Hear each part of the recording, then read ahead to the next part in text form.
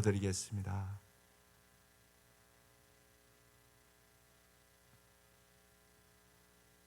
주님께서 새날을 주시니 감사합니다. 날마다 진실로 하나님이 우리의 아버지 되심을 언제나 굳게 믿게 하여 주시고, 우리가 하나님의 자녀임을 확신하게 하여 주시며, 천국이 우리의 집임을 알게 하여 주시고, 날마다 저희들이 천국을 향하여 한 걸음 한 걸음씩 나아가는 인생임을 깨닫게 하여 주옵소서.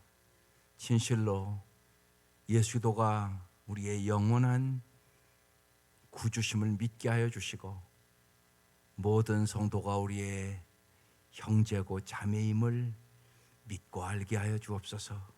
이 아침도 우리의 눈을 열어 주의 법의 귀함을 보게 하여 주옵소서.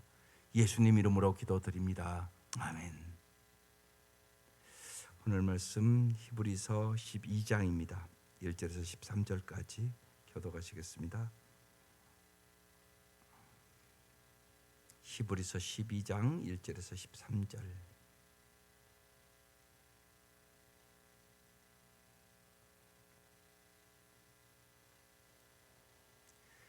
이러므로 우리에게 구름같이 둘러싼 허다한 증인들이 있으니 모든 무거운 것과 얽매이기 쉬운 죄를 벗어버리고 인내로서 우리 앞에 당한 경주를 하며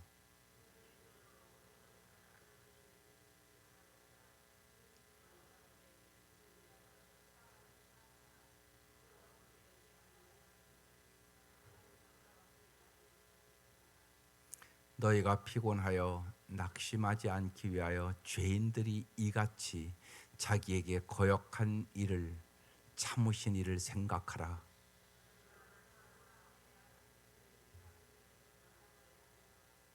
또 아들들에게 권한 것 같이 너희에게 권면하여 하신 말씀도 잊었도다. 일러스되 내 아들아 주의 징계하심을 경히 여기지 말며 그에게 꾸지람을 받을 때 낙심하지 말라.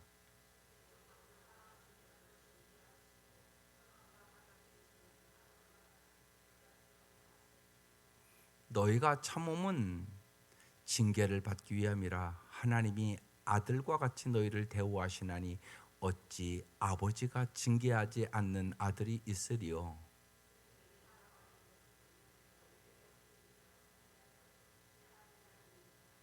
또 우리 육신의 아버지가 우리를 징계하여도 공경하였거든 하물며 모든 영의 아버지께 더욱 복종하며 살려 하지 않겠느냐.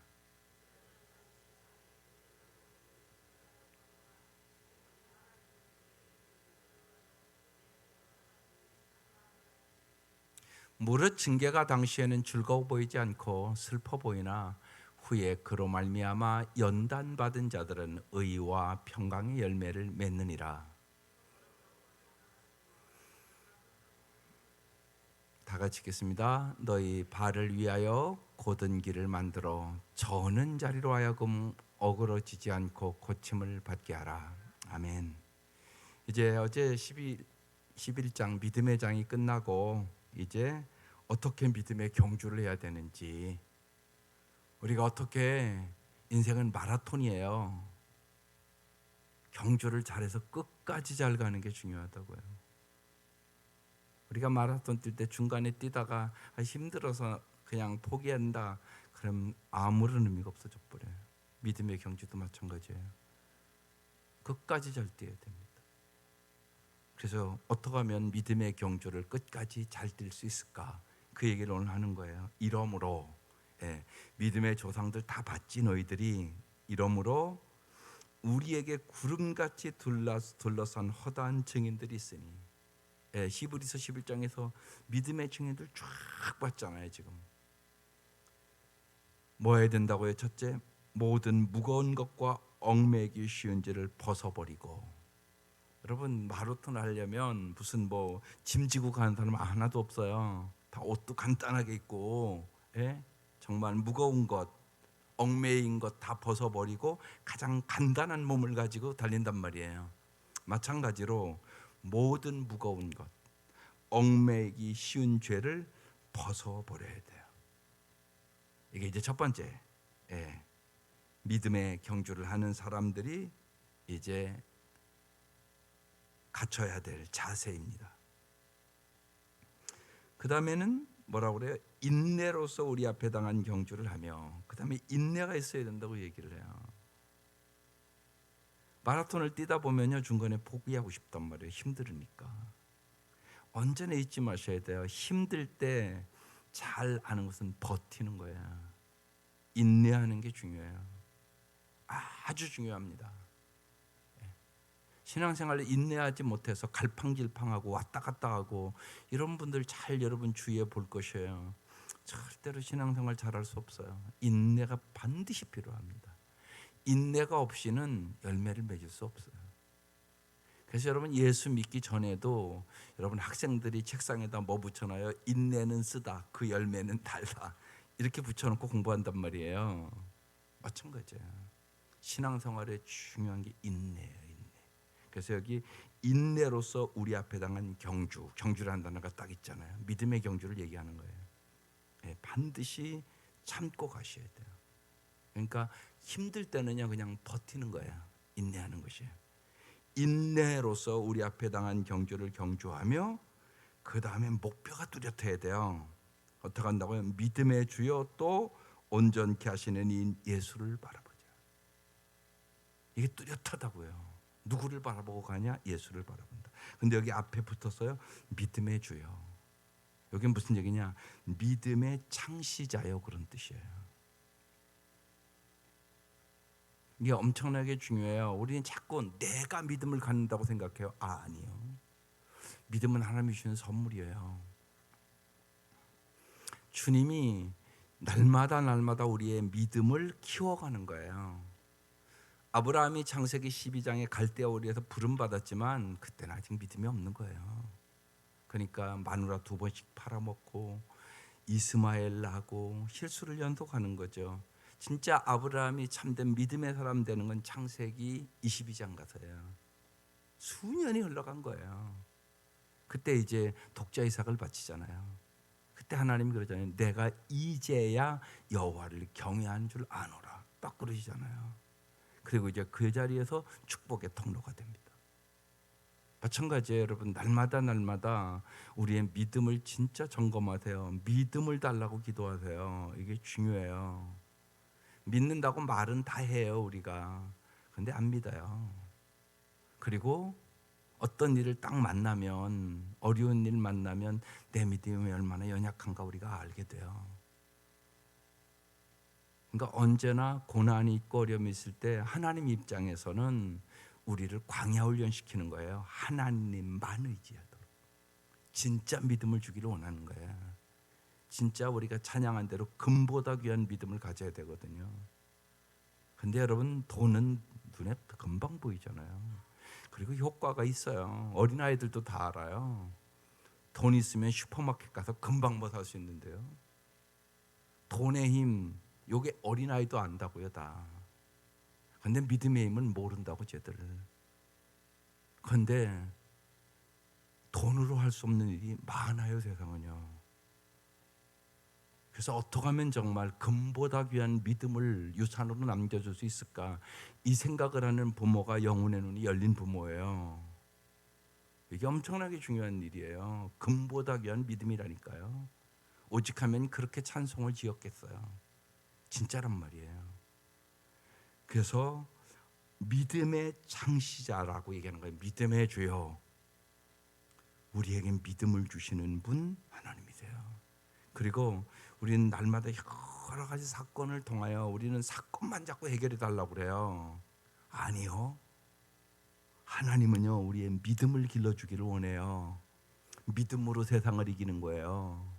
상황은 언제나 바뀌어요. 있을 수도 있고 없을 수도 있고요. 하루아침에 내가 불구자가 될 수도 있고요. 별일이 다 일어나요.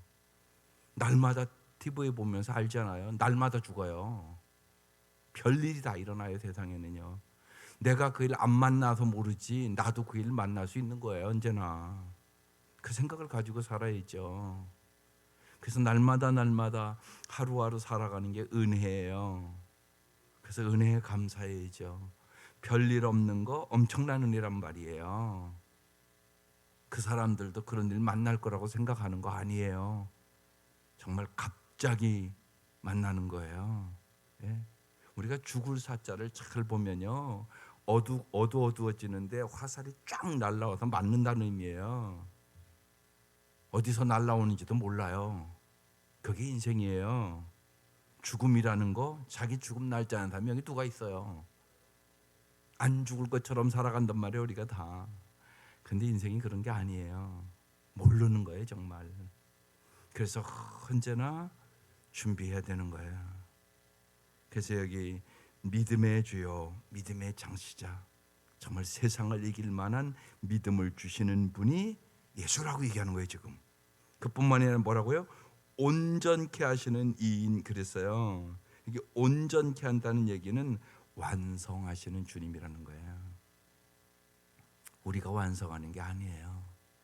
주님이 완성하는 거예요. 그러니까 이게 이 말씀이 엄청난 말씀이에요. 믿음의 주, 믿음의 창시자, 정말 우리에게 믿음을 주시는 주님, 우리를 완성하시는 주님을 바라보고 경주해라, 그 얘기예요.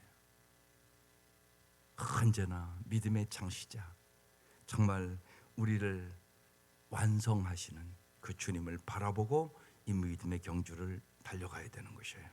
믿음의 주여 온전케 하시는 이인 예수를 바라보자. 바라본다는 얘기는 무슨 얘기예요? 그냥 뭐 이렇게 바라보가는 얘기예요? 아니요, 그런 의미가 아니에요. 고정시킨다는 얘기예요. 언제나 초점을 예수께 맞춰야 된다는 얘기예요. 이게 중요해요. 여러분의 인생이 어디에 맞춰져 있냐고요. 이럴 수 있어요. 예수 이용해서 예를 들면 다른 목적이 있어요. 기도도 언제나 그럴 수 있어요. 예수 믿어서 출세하게 해주세요. 예수 믿어서 돈 많이 벌게 해주세요. 예수 믿어서 뭐 하게 해주세요. 이런 기도 많이 하잖아요, 우리가요. 아니요, 그게 우선이 아니에요. 언제나 예수를 잘 알게 해주세요. 예수를 사랑하게 해주세요.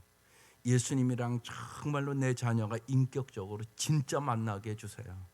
교회만 왔다 갔다 하지 않게 해주세요. 이게 훨씬 중요해요. 예수를 알아야 될 거 아니에요. 예수도 모르는데 무슨 인생을 반석 위에 집을 짓겠어요. 예수가 반석이거든요. 예수가 인생의 반석이에요. 진짜 우린 그걸 알아야 돼요. 예수를 모르면 다 헛수고하는 거예요, 나중에. 멸망의 길로 가는데 헛수고지 그게. 그렇잖아요. 예수를 모르면 다 헛수고예요. 그 생각을 깊이 하셔야 돼요. 그러니까 예수를 아는 것이 인생에 가장 중요하다고요. 가장 가치 있다고요. 영생을 얻는 길이라고요. 그 얘기를 지금 하고 있는 거예요. 예수를 바라보자.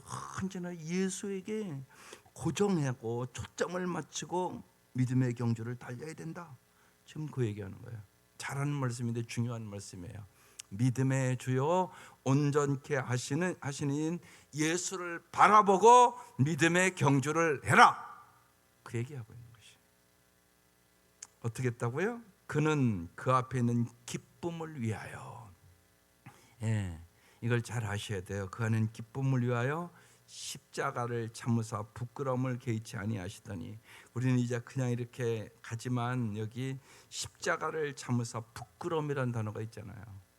기쁨과 부끄러움을 지금 같이 얘기하고 있어요. 이 부끄러움이 여러분 얼마만한 부끄러움인가 우리가 진짜 알아요? 여러분 이 시대에 십자가에 달린다는 것은 패가 망신하는 거예요. 정말 십자가는 완전히 세상에서 가장 저주를 받은 사람이 지는 게 십자가야. 그러니까 이건 우리의 지금 이 상황에서는 이해할 수 없는 부끄러움이에요.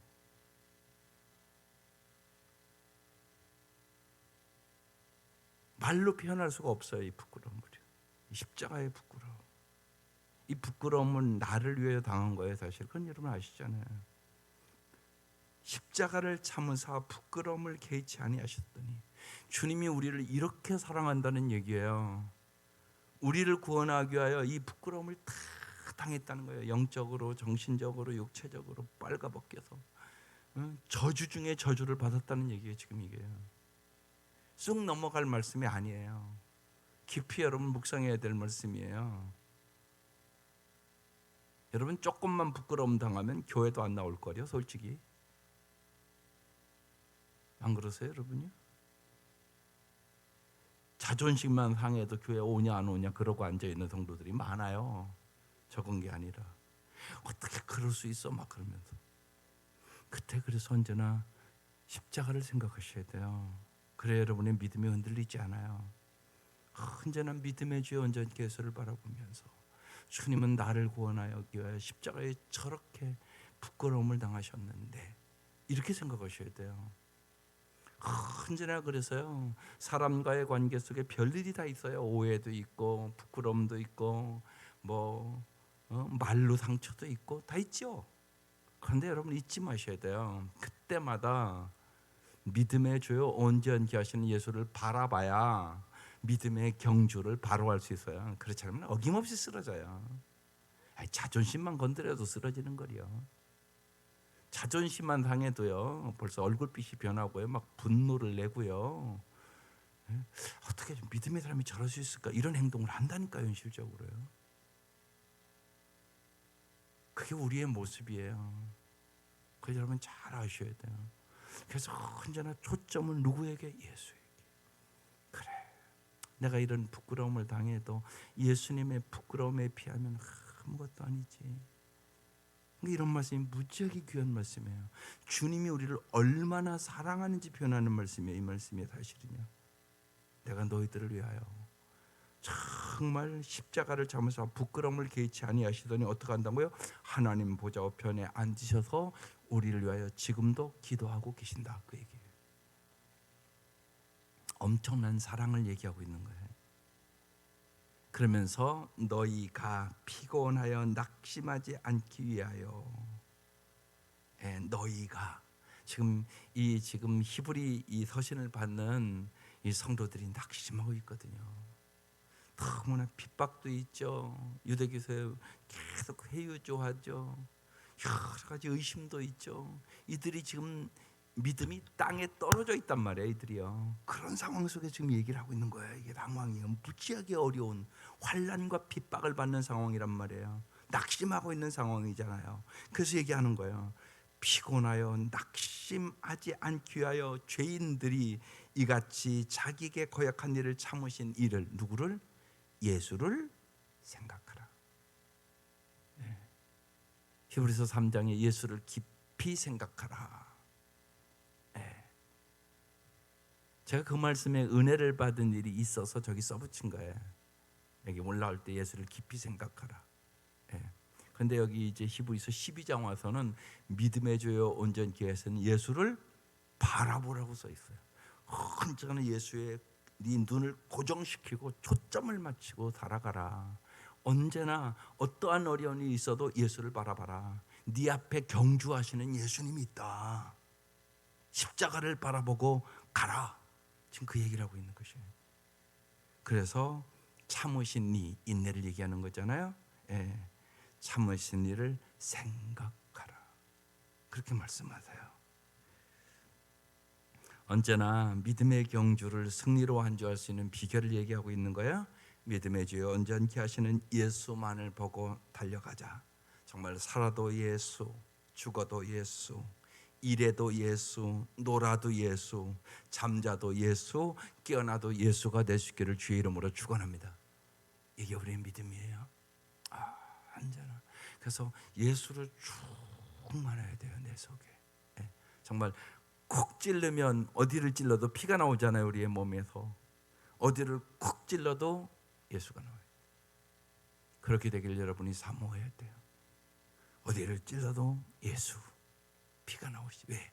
내가 예수의 피로 구원받았으니까.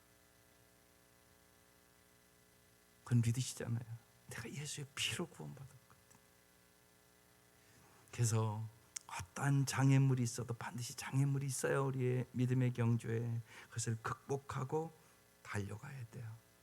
그것이 육체적인 고통일 수도 있고요, 질병일 수도 있고요, 외적인 고통일 수도 있고요, 또 내적인 유혹은 더 무서운 것이에요. 그 장애들을 잘 극복하고 언제나 믿음의 주요 온전케 하시는 예수만을 바라보고 달려가야 되는 것이에요. 언제나 잊지 마세요. 주님께서 반드시 우리에게 상급을 예비하고 있어요. 상급을 바라보고 인내하며 달려가야 되는 것이에요. 그러면서 이제 4절 이하의 징계에 대한 얘기를 하고 있는 거예요. 그러니까 이 징계에 대한 얘기를 하면 우리 한국 사람들은 부정적으로만 생각해요. 아니에요. 징계는 긍정적인 거예요. 내가 너를 진짜 사랑한다는 얘기거든요. 그래서 사랑의 매라고 생각하셔야 돼요. 이렇게 얘기해요. 너희가 죄와 싸우되 아직 피 흘리기까지는 대항하지 아니하고 또 아들들에게 권한 것 같이 너희에게 권면하신 말씀도 잊었도다. 일러스되, 이 말씀이 잠언 말씀을 인용하는 거예요. 내 아들아, 잠언 3장에 나오는 말씀이거든요. 주의 징계하심을 경히 여기지 말며 그의 꾸지림을 받을 때 낙심하지 말라. 그러면서 주께서 그 사랑하는 자를 징계하시고, 누구를 징계하신다고요?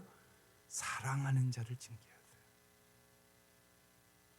그가 받아들이는 아들마다 책찍질 하심이라 하였으니, 지금 관계를 얘기하는 거예요. 여러분 성경을 볼 때 이게 무지하게 중요해요. 언제나 여러분 관계적으로 성경을 볼 줄 알아야 돼요. 주님이 이렇게 하면 나는 너의 아버지야, 너는 내 아들 딸이야, 그 얘기를 지금 하고 있는 거예요. 내가 너를 얼마나 사랑하겠니?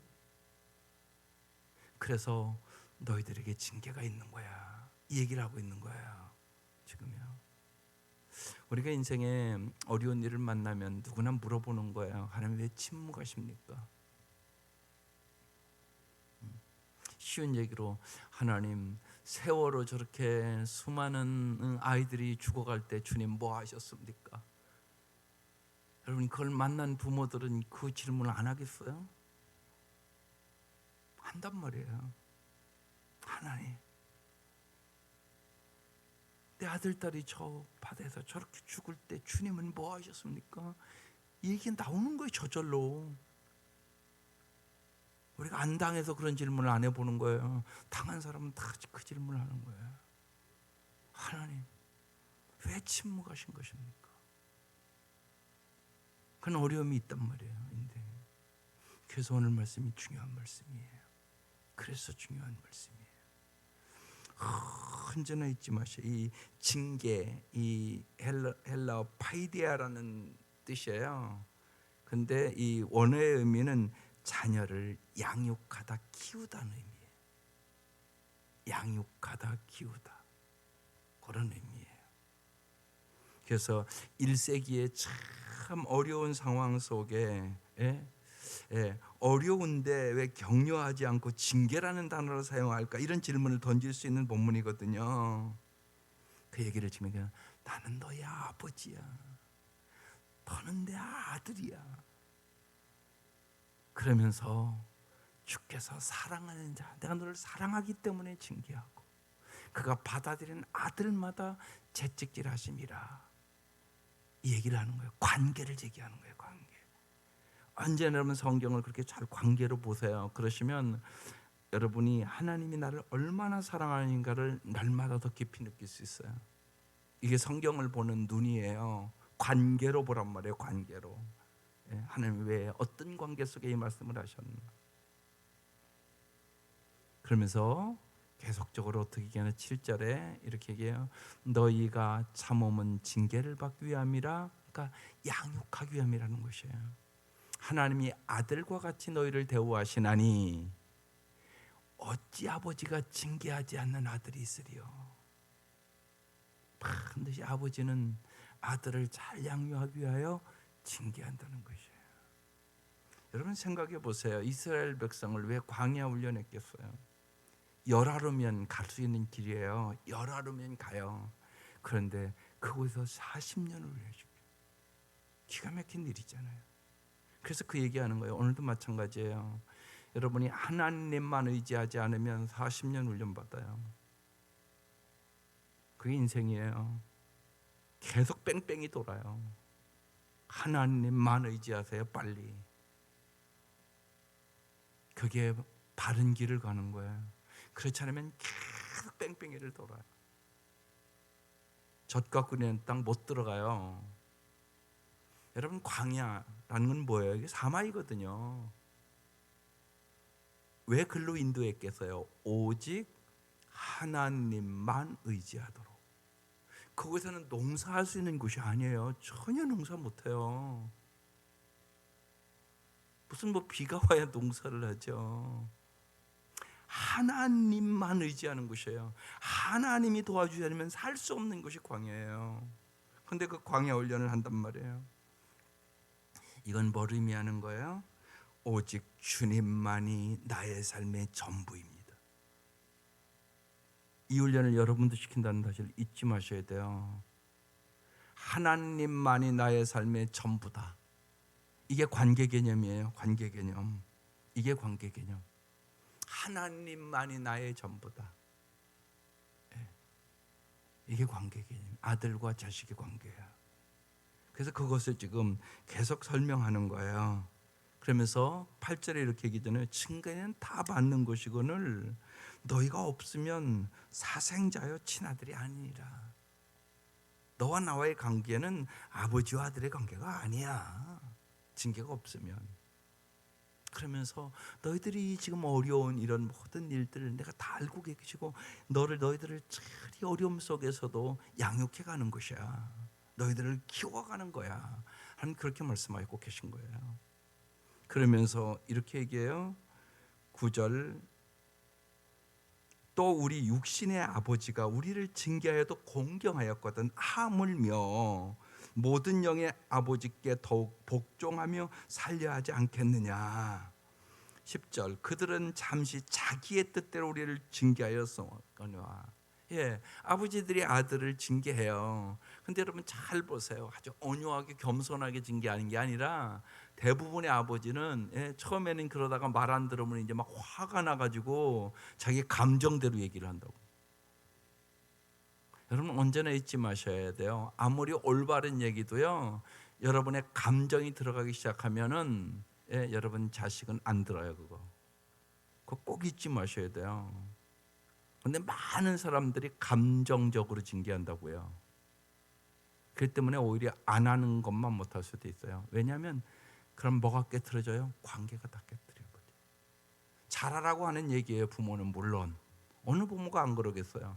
그런데 내 감정을 실어서 얘기하기 시작하잖아요.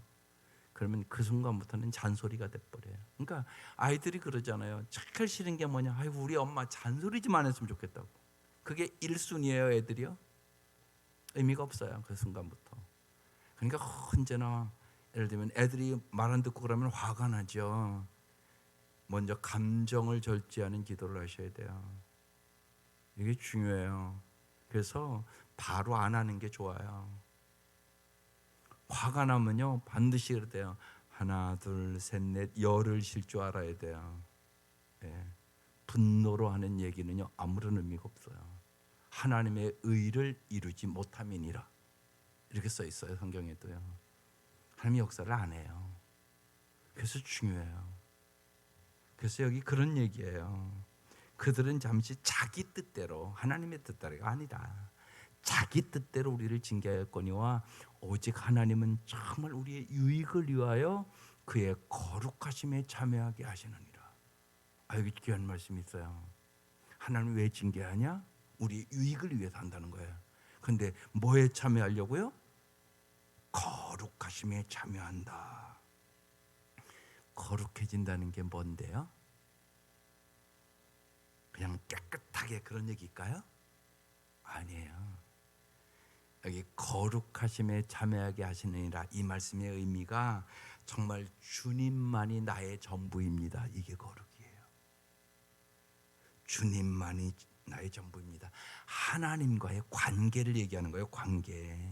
관계를 얘기하는 거예요.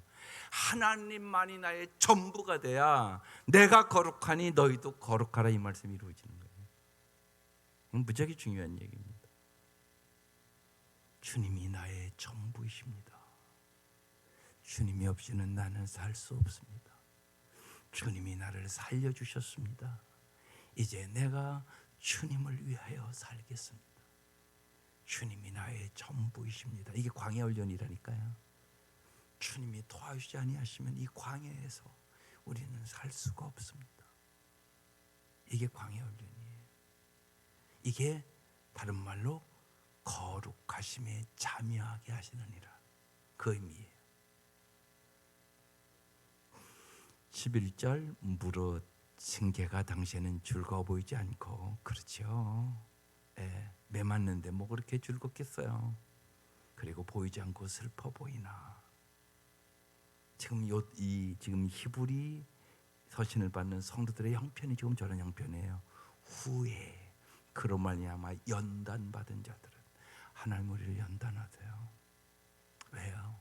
세상을 이기도록, 세상의 유혹을 받지 않도록, 어떠한 어려움 속에서도 주님만을 의지하고 승리하도록 연단하는 거예요. 그래서 욥이 그러잖아요. 욥기 23장 10절에 나의 가는 길을 오직 그가 아시나니 그가 나를 단련하시에 내가 정금같이 나으리라. 이게 기가 막힌 고백이에요. 하나님이 우리를 그렇게 만들어 가시는 거예요. 그래서 연단받은 자들은 뭐라고요? 의와 평강의 열매를 맺느니라. 의라는 것은 하나님과의 바른 관계를 얘기하는 거예요. 정말 주님이 나의 전부입니다. 주님만을 의지합니다. 주님만을 사랑합니다. 주님은 포도나무여 나는 가지입니다. 이 고백이에요. 이게 의. 주님을 이렇게 전적으로 의지하면 무슨 열매가 반드시 와요? 평강. 평강의 열매가 와요. 그래서 빌립보서 4장 6, 7절을 여러분 잘 알잖아요. 아무것도 염려하지 말고 오직 모든 일에 기도와 간구로 감사함으로 하나님께 아뢰라. 그리하면 모든 지각에 뛰어난 하나님의 평강이 너의 마음과 생각을 지키시리라. 정말 모든 염려를 맡기고 진짜 맡기세요.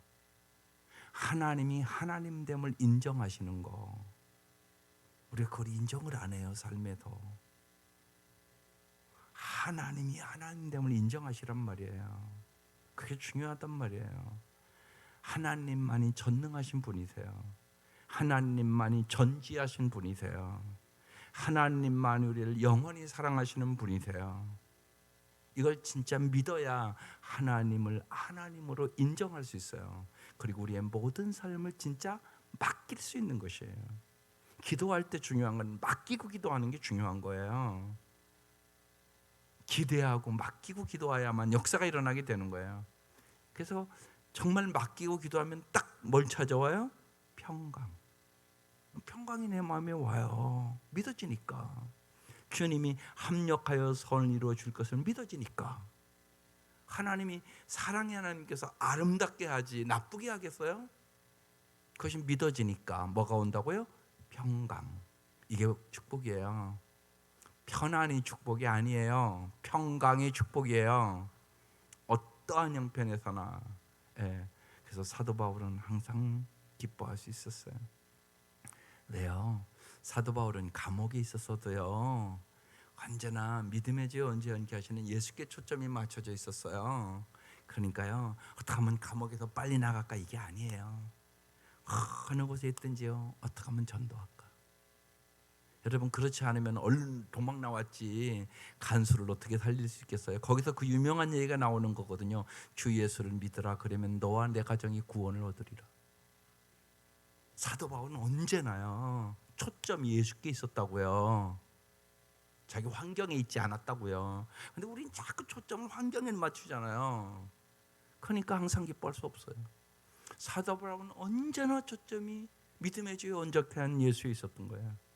그러니까 감옥에 있어도요, 초점은 어떻게 하면 영혼 구원할 거예요. 그러니까 항상 기뻐할 수 있어요. 범사에 감사할 수 있게 되는 것이에요. 항상 기도하니까 예수로 충만해지는 것이에요. 거기서 항상 기뻐하라, 쉬지 말고 기도하라, 범사에 감사하라, 이 말씀이 나온 거예요. 그러니까 오늘 말씀과 연관이 되는 말씀이죠. 그래서 주님은 정말로 의와 평강의 열매를 맺기를 원하시는 거예요. 그래서 어떻게 하라고요? 그러므로 설명 다 끝났어요. 피곤한 손과 연약한 무릎을, 이들이 지금 피곤한 손을 갖고 있어요. 연약한 무릎, 여기 연약한 무릎의 원어의 의미를 보니까 벌벌벌벌 떤다예요. 벌벌벌벌 떤다. 예. 여러분 너무나 연약해지면 이러잖아요. 다리가 벌벌 떨리네. 그러잖아요. 나이가 드시고 몸이 아프고 막 그러면요 다리가 벌벌벌벌 떨려요. 예, 그런 경험을 연세 드신 분들은 다 했어요. 그래서 어지러워서 쓰러지겠네 이런단 말이에요. 그런 의미예요 이게요. 지금 피곤한 손과 연약한 무릎을 어떻게 하라고요? 일으켜 세우고. 언제나 잊지 마세요. 우리를 일으켜 세워주시는 분이 오직 주님이세요. 우리를 일으켜 세워주세요. 언제나. 그래서 뭐라고 그래요? 수고하고 무거운 짐진 자들아 다 내게로 오라. 내가 너희를 일으켜 세워주겠다는 말씀이에요. 수고하고 무거운 짐을 지고 나 혼자 가다가는 쓰러지고 말아요. 믿음의 경주 끝까지 절대 못 가요. 여러분 잊지 마셔야 돼요. 주님이 일으켜 세워주시는 거예요. 너무 힘들면요 주저앉고 싶다니까요. 예. 그래서 이지선 양 제가 이전에 설명했잖아요. 그 연약한 아가씨가 정말 10km만 가야지 응원하는 사람들에서 15km, 정말 불쑥 주저하고 싶은데 15km 갔더니 또 거기서 피켓을 들고 응원하는 사람에서 20km를 가야지. 거기 가니까 정말 벌써 주저앉고 싶은데 거기도 또 응원하는 사람이 있어서 자기가 끝까지 갈 수가 있었다고. 누군가 지지해주고 응원해야 가는 거예요. 그래서 성도들은 서로 언제나 지지하고 응원하는 거예요. 우리 믿음의 경주 끝까지 가자고. 우리 예수를 바라보고 가자고. 주님이 저기 있지 않냐고.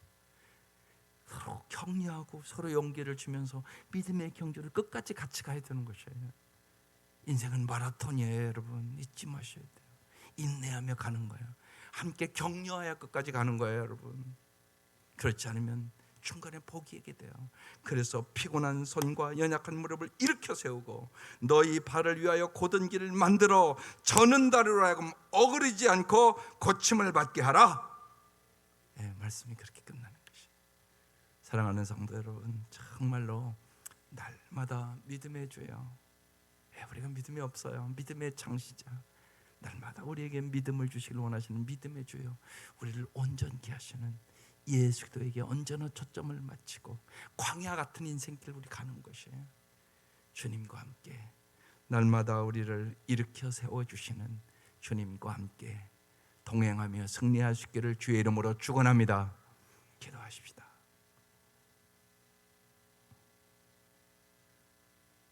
하나님, 이 아침도 우리 모두가 인생의 마라톤을 달려갑니다. 믿음도 없고 때로는 낙심되고 때로는 슬픈 일을 만나고 피곤한 손과 연약한 무릎을 가지고 벌벌 떨고 있을 때가 있습니다. 그때마다 주님, 오늘의 이 말씀이 생각나게 하여 주옵소서. 이 말씀이 능력이 되게 하여 주시옵소서.